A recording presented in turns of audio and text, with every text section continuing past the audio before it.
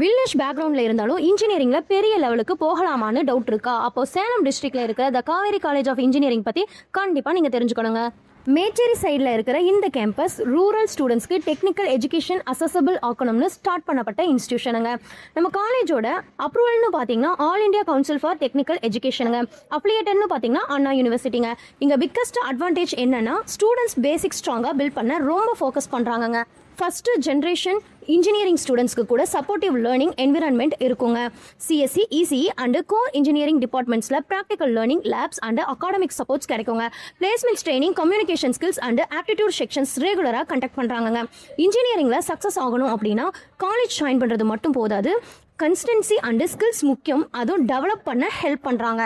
So 2026 அஃபோர்டபுளாக சப்போர்ட்டிவாக engineering படிக்கணும்னா the Kaveri college of engineering definitely consider பண்ணுங்க.